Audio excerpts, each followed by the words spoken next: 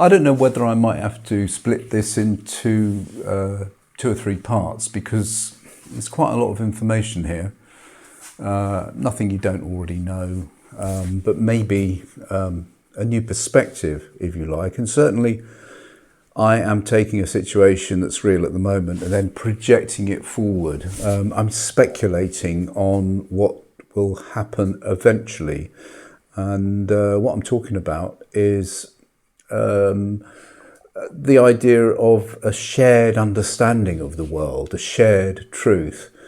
It used to be a very simple thing. We kind of all knew, whether you can call it a kind of common knowledge, but we roughly had an idea about what was real and what wasn't real. And now, of course, those lines are blurred completely, because we have a fully automated lie machine, or automation machine, and that's been shown recently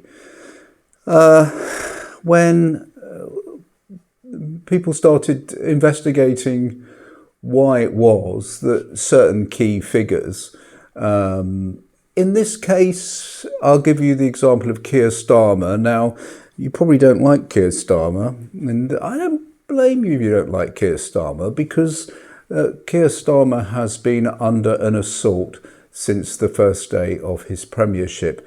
Whether you like him or whether you don't, whether you really feel that he's the most evil man to have ever lived, whether you feel that his only preoccupation is with the utter destruction of Britain, if you really believe those things, I can understand why you believe those things, and it's because he has been subject to an automated attack. And we're talking about hundreds of social media different channels and YouTube programs, which basically have just made up complete nonsense about him and about his policies and about what he intends to do, all sorts of things. It's all completely fake, of course, and it's given some legitimacy by the fact that a lot of the TV news channels like GB News and Talk TV and all the rest of them, and you know what I'm talking about, the Daily Mail and the rest, have joined in with this kind of attack. GB News, for example, is really just 24/7 moaning about Starmer. Can you imagine if they used that energy, just even a portion of it, 5%, to talk about something else? But no. And it's not just about moaning about Starmer and his policies. I mean, boring, we've heard it all before. You know, they don't like anything that the left of centre. They don't like anything which might funnel away some of their cash to the rich. But so it's not surprising that people have got it in for Keir Starmer. There were over 150 channels that were on YouTube that were recently deleted because it was discovered that they were all made up propaganda Autobots. So in Starmer's case, there were about 60,000 videos that were taken down, 150 distinct channels just on YouTube alone, I think. Over 5 million subscribers who were subject to endless sort of fake news about Starmer, his policies, and who he was, and stuff like he was being arrested. And I think it amounted to about over 1 billion views in the end. And it's possible now to produce this level of propaganda simply by using automated YouTube content bots, in effect. They have all the tools at their disposal, whether it be stock footage or AI generated footage. For example, you know, maybe Starmer in handcuffs being arrested, I think was one. Starmer arrested. The idea that he is a kind of spy who has been placed in the highest position in government in order to destroy the country, and you know, it's all absolute rubbish. Of course, the algorithms, they know how to work the algorithms, so they amplify their fake news propaganda. Now, I know you don't like Keir Starmer because everybody hates Starmer, don't they? You just only have to read your newspaper. You only have to open up your YouTube channel, and of course he is the most evil man who has ever lived. Now, you've probably never met him, you've probably never shook hands with him, you've probably never spoken to him, you may not have even read his policy manifesto, you may know nothing on his CV, but you know that he is a despicable, awful creature, because the whole of GB News is devoted to it, and even on the left, that's the left, people like Owen Jones have decided to try and sort of take him down for all sorts of reasons. It's a kind of hysterical, it's like being in a box of rats, really, and throwing in a bit of cheese. It's all completely arbitrary and insane. But there you go, that's the world we live in. So, let's stay in the real world. So these guys who take it upon themselves to, I say guys, of course, I mean, also nations. The Russian nation, for example, enjoys a little bit of shenanigans when it comes to disseminating unruly fake news, doesn't it? They have their troll factories. But actually, if you dissect who was behind these hundreds of social media channels, it's an interesting division between sort of bots that just create content that are orchestrated by bad players. In other words, people who've got some form of agenda. But also, a lot of them were found just to be overseas content providers who were monetizing the fact that we're all so stupid that we are attracted like bees to a little honeypot, anything which suggests something of EastEnders style drama, particularly about our political leaders. I don't know, it makes us feel good inside when we read that Starmer is being removed from office due to the fact that he has been found to be a child murderer or something, or a picture of him, as I said, in handcuffs being led into prison. It attracts us. We click on it, we read it, we think there's a grain of truth in it, don't we? And the YouTuber, who is probably from, doesn't matter where he's from, he might be from Kazakhstan, he might be from Korea, he could be from Belarus, we do not know, but he knows that he can monetize a channel by producing this artificial content, which is similar to headline you might see in the Daily Mail. And so the whole thing becomes complete nonsense. Now, we all know this. We know that this is what the internet is now about. Anyone who's read the book Enshittification by, I can't remember his name, but you could look it up, will already be familiar with this idea that it's all turning to SHIT. It has very little value. There's no truth in it. It's either a kind of lowest common denominator distraction from the real world. We know how many millions of people are now quite happy to sit and watch, I don't know, anything from police body cameras arresting vagrants and getting into long arguments. That's a good use of 40 minutes of time. Or equally, an affable northern guy eating fish and chips for 25 minutes and commenting on whether or not the gravy is good enough. It's all in good fun. We can lose thousands of hours of our so-called precious God-given lives doing this, and that's okay. But equally, we don't mind if it's news that is fake or real. We just want to be entertained, and that's okay. So the whole thing's being monetized.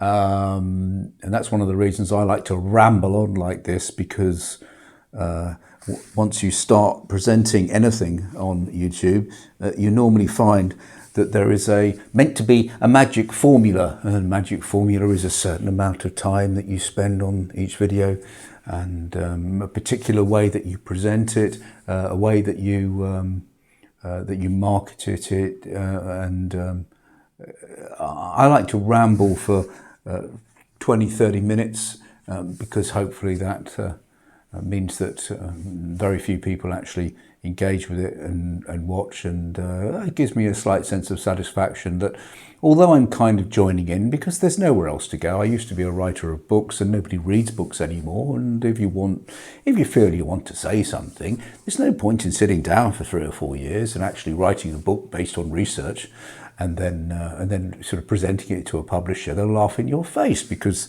they only want really celebrity authors, people like Katie Bryce, who's probably written 5 or 6 books, someone else wrote them under her name. That's the sort of thing they want.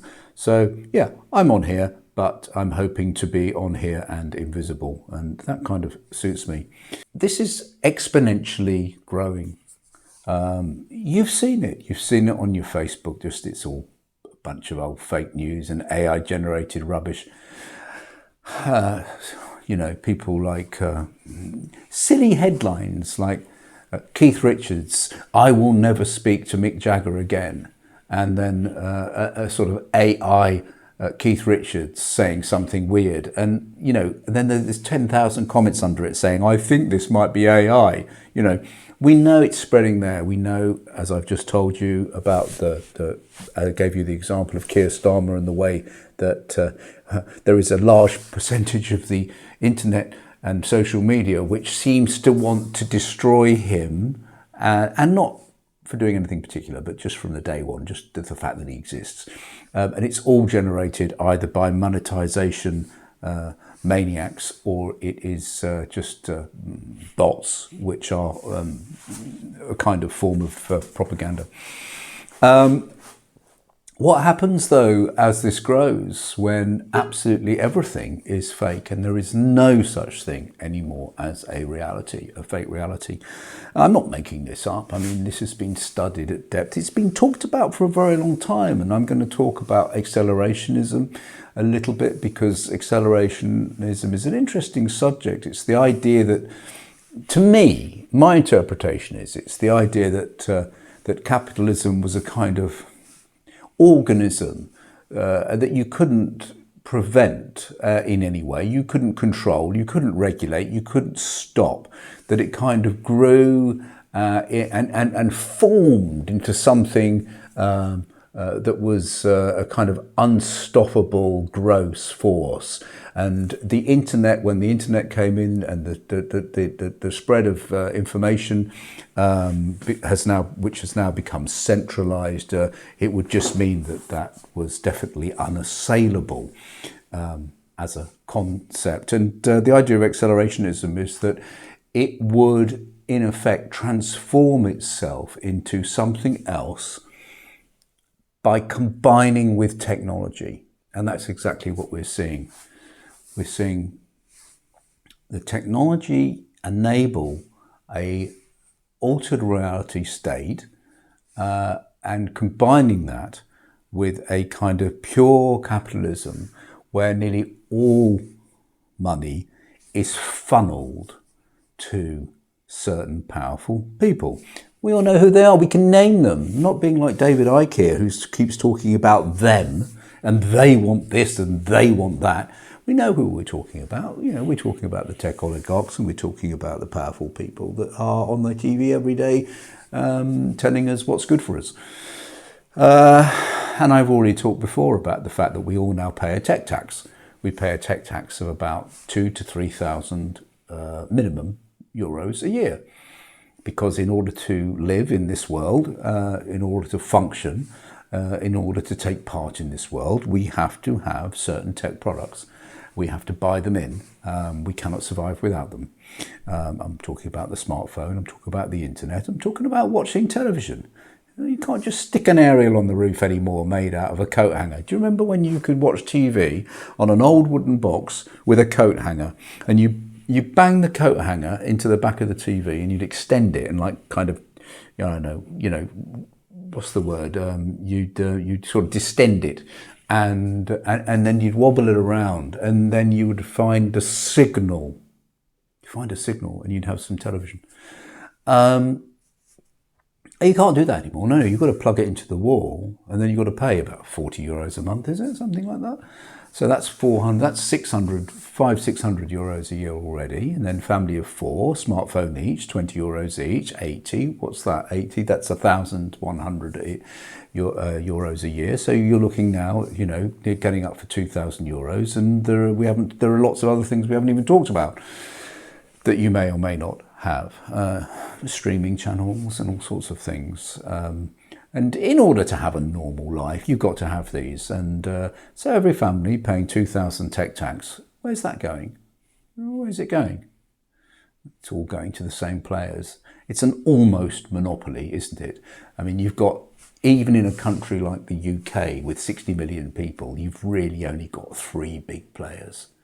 And where I live, you've only got 3 big players, you know. A lot of it goes to the States, of course. A lot of it goes to Silicon Valley. Every single person on planet Earth, almost, is paying that tech tax. There you go. Incredible, isn't it? So, you know, this is going to expand until absolutely nothing is real. There is no idea of a shared reality. We can't really talk to anyone else about it because we've picked up a totally different reality from our neighbour, from the next door, from our work colleague. There's none of that water cooler moment. The water cooler moment is where, in the past, people would read something in the newspaper, because generally people read, you know, a newspaper. And there were only 3 or 4 newspapers, or 5 or 6 newspapers, or they would watch the news at 10 or the news at 9 on BBC, or they would watch something on the normal analogue television that was interesting, like Rod Hull and Emu attacking Michael Parkinson, or Del Boy falling through the door, and they would talk about it around the water cooler at work. But it could be the coffee machine, it could be the kettle. But there was this shared reality, and they would share ideas about that singular, objective thing, truth that had happened. Well, if you've watched a YouTube channel which says Starmer's been arrested, and somebody else has watched one saying, you know, that you should buy Trump's Billy Boy billionaire Bitcoin, where he is making billions of euros or dollars a year, selling nonsense, and that was your evening, then what do you're not, nothing to talk about there, is there? And over the water cooler or the kettle, you know. There's nothing shared about that. And both of these things are just complete and utter nonsense. So what happens when everything becomes nonsense? What happens when there is nothing left? Hang on.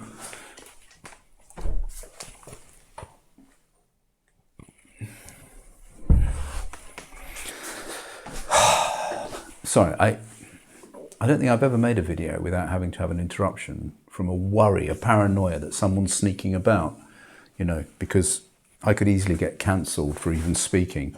It's already impossible for me to go to the United States because you probably read that the Trump MAGA regime has decided that it's perfectly legitimate for any immigration officer as you arrive at JFK Airport to ask you for your 5 years worth of social media posts and to demonstrate that for the last 5 years you have been pure in the eyes of the MAGA movement. Well, I don't think I have been at all pure, and so I am no longer welcome in the United States. So I guess a lot of this started, didn't it, with Donald Trump, really. He was the first guy who is proof of concept. He was the first guy who really did, certainly in modern times, discover that it's absolutely not necessary to say anything that's true. It's neither necessary nor ethical to have any relationship with reality. You know, that was Trump's that was his really profound gift to the world. And it seems now that it's a virus because it's spread like a virus. And I don't think people are inherently stupid, but there must be a psychological flaw in humans for this idea that there is no such thing as reality to spread quite so virulently, quite so rapidly and aggressively across the globe. It's like a virus, and it somehow is opportunistic. It takes advantage of a psychological flaw in the way our minds work. I really don't know exactly what this is about. I've had theories, but who am I? I mean, I'm just a normal bloke who just kind of trying to think about these things. And we have a propensity to paranoia, which is a kind of survival instinct. If we're paranoid, then we are endlessly guarded to our own safety. We are obsessed with our own safety. We're always looking over our shoulder. We're always suspicious of what lies behind the door. We're suspicious of what's under the rock. We're suspicious of the guy over there in the black coat. We're suspicious of anybody who we've heard in some way might possibly be a danger. In other words, people who are folk devils. A folk devil is somebody who has been sort of paraded in the press normally as a threat to society. Throughout history, almost everybody has been a folk devil at one stage or another. Women were folk devils not that long ago. Women were chased around the country by men in black hats and on horses, and they were burnt at the stake or drowned because they were witches. Women could easily be witches. Women who were hysterical, women who were upset, women who were mentally ill. Yeah, manner, you know. I mean, any slight aberration in what the church thought a woman should be could mean that you were condemned to death in the great witch trials and the witch hunts. More recently, people who smoked cannabis in the 60s were considered to be devil folk, dangerous devil folk, high on drugs and capable of the most terrible evil crimes. This was common in the British newspapers in the 60s, that cannabis was a kind of drug for people who were kind of psychotic potential murderers. We had youths, hoodies, young people with their hoods up. I don't know, maybe they were, maybe they weren't bad. I mean, they are a bit intimidating, I agree. But they kind of became... Mugging was a common one in the 70s, mugging. It was quite a new idea, a new concept, the mugger. You remember the mugger? So the mugger was you're walking along a road at night and then a guy would come up behind you and mug you, which kind of meant snatch your handbag and maybe mug you with a knife. Give me your money. And so, you know, with all of this, I mean, like now, I mean, Keir Starmer, he's the great folk devil, isn't he? You know, if Keith Starmer walked in now, you know, that middle-aged man with slippers and a nice comfortable jumper, if he walked in now, that man who was the Attorney General, the solicitor, you know, he was a little boy once and he studied very hard. He works very hard, actually, whether you like it or not. You know, it's all very well to criticise these people who actually get up in the morning and do something. You don't like what they do, but they're getting up in the morning, aren't they? They're getting up at 5:30 in the morning and they're going to work. You know, does that not mean anything to anybody anymore? I remember John Humphreys from the BBC. You know, I remember him being attacked by people on was it people on the left or right? Who cares? I think it was actually people on the... I think it might have even been people on the left, because he'd said something kind of mildly really mildly conservative. And I remember that people on the left tried to destroy him. John Humphreys, 25 years, broadcaster on Today programme on Radio 4. You know, a man who you wouldn't assume was the folk devil. And I remember when they attacked him, I was thinking, this is a guy who, I mean, he's never done any harm to me or my family or in his community. Apparently he's well respected in his local village in Wales and everything's fine. And, you know, we're talking about some pretty unpleasant attacks. And I remember thinking, this is a guy who's got up at 3 a.m. every morning, pretty much, for 25 years plus. Showered, shaved, got into the office, smartened his tie a little bit, or even loosened it maybe for the radio programme, I don't know. You know, had a couple of cups of coffee to wake him up and gone to work.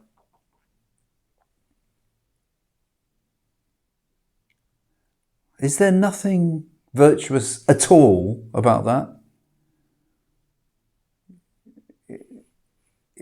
That they're trying to do, they're doing something in this world, you know. I don't know. I think we've got it upside down at the moment, but, you know, as I said, that's just me, and I suspect that you feel totally differently. So, I don't know how we came onto that, but we're entering a totally synthetic internet, and I want to know what happens when there is nothing but the synthetic substance. There's absolutely there's nothing to hold on to, nothing we can share. When the idea of what the world is, or what truth is, or what facts are, what reality is, or who's good and who's bad, is so local that it's just in your head. Who knows what's in the guy next door's head? There won't be much shared.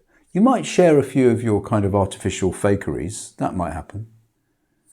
But generally what you think will be fleeting, temporary, until the next thing comes along. And it will be tactical. You'll use it for manipulation, to kind of tactically optimize your position in the world, because you've now realized, or you've now assimilated, the post-Trump idea that truth has no traction and no attraction, and that you can think, believe, or say absolutely anything you want if it kind of furthers your own personal racket, your own personal agenda. Elections will just become rituals. They will have no grounding in any policy reality. How things have changed in a way. And to think that it was only, 20, 30 years ago where manifestos were published, and they were quite distinct in their styles and their tone, and they were generally, a fairly boring piece of paper, but people would read them. They would even get printed in the newspapers. Who gives a damn about manifestos now? When we can attack the man, or the woman, of course. I mean, some people deserve attacking, don't they? I mean, there are some people who really are just complete nutters and fruitcakes. Well, I don't think Starmer is a nutter or a fruitcake. I think he's probably a perfectly reasonable guy. I mean, for a long time, people wanted stability, but when they got it, no. Well, we all have to monetize ourselves, don't we, in some way in the media. And so you're not going to start agreeing with him. Liz Truss, I mean, she's sort of turned into kind of female David Icke, hasn't she? That's the second time I've mentioned David Icke in this interview. I'm really showing my age because nobody remembers David Icke anymore. For those that don't remember David Icke, he was a sweet and innocent, the first of the great conspiracy theorists. A man who mixed a sort of quite interesting, an interesting investigation into power arrangements with an absolute load of kind of sci-fi nonsense. and thus destroyed his own message. A man who was humiliated on the Wogan show some point about 40 years ago, and then spent 40 years desperately trying to get back his reputation by writing huge books about conspiracies, which became increasingly nutty. But Liz Truss has sort of turned into David Icke. I mean, she's just completely lost the plot. But for similar psychological reasons, because she was humiliated, and she has now decided to spend the rest of her life trying to win back her reputation. But not by being kind of reasonable or rational, but by going down this kind of funny rabbit hole, where she's kind of lost her mind. But, I've got my own theories about Liz Truss, actually. I don't think she's very well, actually. But there you go. That's just what I think. So the rational core of society burns away, and there we are, just wandering around, these sort of weird, hysterical animals, lost touch with reality, which, of course, is the dictionary definition, really, of sanity. I mean, sanity is a dedication to reality. The further you move away from reality, the more crazy you are. And so you start off being a little bit neurotic, and that's okay. And then you enter into a kind of maybe a kind of slightly manic phase, but you're still in the land of the living. And then you can also move into a depressive phase where you believe that you're not worthy to be alive on this earth, and that's starting to move away from reality, because of course you're worthy to be on this earth. You feel that everyone hates you. No, they don't. Then you can move into a kind of mild paranoia, where the thinking goes, and you're moving away from the truth all the time. And finally, what do you end up with? You end up in psychosis, and that's when the men come in the white kind of gowns, and they put you in the back of an ambulance and they section you because you have completely lost touch with reality. So traditionally, if you lose touch with reality, you are bundled, well, you're not bundled, but you're put as carefully as possible, because normally you're ranting and raving about demons and conspiracies, and the ambulance drivers are actually spies and they're here to hurt you, that kind of thing. So you're put as gently as possible into the back of an ambulance, escorted normally by 2 police officers. You are then driven with the light flashing to the local hospital, who will then refer you probably to a psychological unit, which is secure, and you are in effect imprisoned in that psychological hospital for a period of at least 4 weeks, and it normally extends to about 3 months, because it takes a long time to recover from a psychosis, depending on what's caused the psychosis. And so we consider that that's what we do to people who kind of lose touch with reality in the past. But now, of course, everybody is losing touch with core reality because of our frail psychology, and because of, like I said at the beginning of this conversation, things like what's happened to Starmer, which is that the social media has been turned into a kind of, for different reasons, a kind of weird fake news propaganda explosion against him. And he's just one example. It's happening with almost every subject, and it's getting worse and worse, and it has to get worse, because certainly for those that monetize these things, it's important to be ahead of the game in terms of your dramatic content. Of course, behind the headlines, there is nothing. We know there's nothing, because we know that none of these people are gurus. None of these people are teachers. They're just frail human beings like you and I. But there is no salvation. So there are people who are in some way seeking salvation, maybe through clever words, the Jordan Petersons, and well, there's thousands of them. I'm not going to start listing them. I mean, you know what I'm talking about. Pretty much everyone who's on the internet, unless, of course, you're on the internet and you are reviewing some fish and chips, which is an innocent pastime, or you're on there and you're fixing a BMW M5 or something, like that guy Matt Armstrong, who has about 100 million. Well, it's not that many, but he has a million, 5 to 10 million people overall. It's a kind of innocent entertainment, isn't it? It's like Car SOS, you know, or the Great British Menu. Well, nothing wrong with that, pure entertainment. But we know what we're talking about, aren't we? We're talking about the rest of them. So what will the world look like? Well, in accelerationism, the idea that ultimately the way that we exist now, the ideologies that we carry into the future, things like capitalism and things like a sort of the advancement of technology, the rapid acceleration of technology, that human life will transform in some way. It's an old story. It goes back 30, 40 years at least.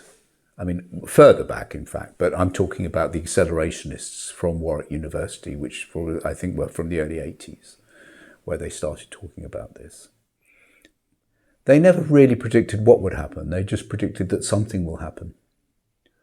And some of them thought that sort of capitalism would dissolve and end, and you kind of have to reinvent the wheel again. We'd have to revert to our own humanity. But in a way, that was wishful thinking. I'm more interested in the Nick Land idea, which is very much more depressing. In a way that it would signal the end of the human experience as we knew it. And everything points to that. As I said, it's already happening. But I think I've already spoken enough to kind of introduce it. But next time, I'm going to talk about what I think this new future will look like and what the consequences of it will be. I mean, everyone I speak to now, I say, you do realise that your job will be gone in 24 months. Now, I don't know whether it will be gone or not. I'm not sure whether it will be gone. But there are 10,000 data centres and then billions and billions of euros being put into the development of data centres, which do nothing but furnish and facilitate AI systems. So I don't think the billions, in fact trillions of dollars and euros, which are going into data centres in Europe, let alone everywhere else, are there for no reason at all. So if you want to know what the future looks like, in my eyes, the near future, tomorrow, then keep watching and subscribe and keep an eye out for the next video.